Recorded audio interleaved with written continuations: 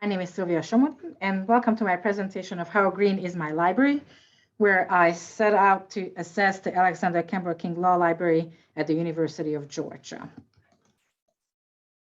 To answer this question, I first had to grasp the meaning of the phrase green library, which I did by reading several research papers on the topic and consulting the website of a couple of library associations. Let me present my favorite quotes from some of these articles. The first quotation comes from the website of IFLA and states that sustainable development is development that meets the needs of the present without compromising the ability of future generations to meet their own needs.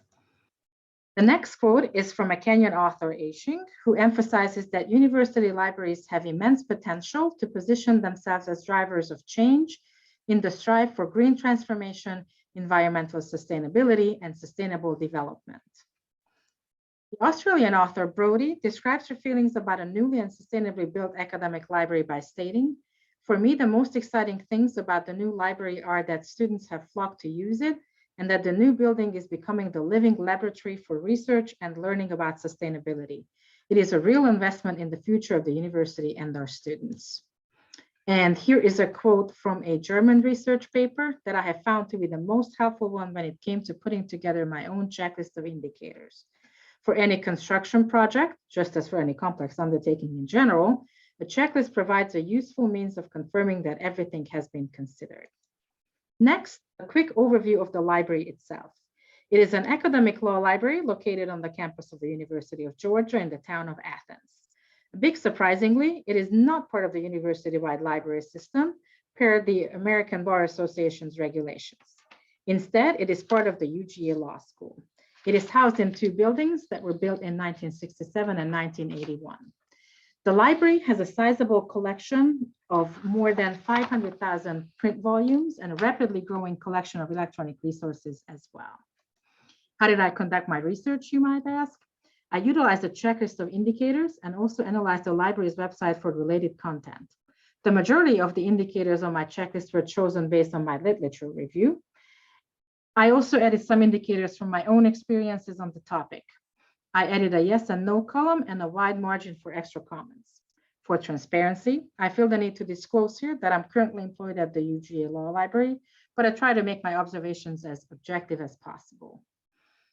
Instead of going through my indicator checklist line by line, please enjoy this word cloud made up of different indicators and comments. For some of the analysis, again, not listing but a few significant findings. The law library did not perform superbly on the majority of building-related categories, which could be explained by the fact that its two buildings date back to 1967 and 1981, respectively, and hardly any building updates have happened since then. On the positive side, there are lots of floor-to-ceiling windows throughout the library that help utilize natural light. Additionally, all tables in the reading room have been outfitted with individual light controls.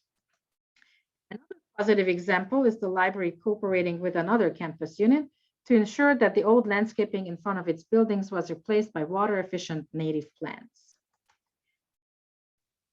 During my on-site observations, it was very easy to find numerous recycling options for paper, batteries, pens, and highlighters. Composting was another waste management option offered.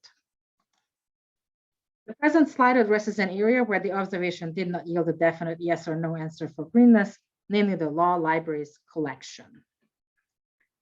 So let me summarize how the Alexander Campbell King Law Library scored overall.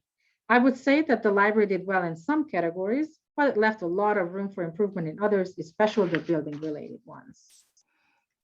Based on my findings, I would like to make the following recommendations to library management on how to make the library more sustainable. Keep up the good work and promote your achievements and ongoing sustainability efforts. Make sustainability recommendations to the final decision makers. Keep participating in recycling efforts and keep exploring even more options.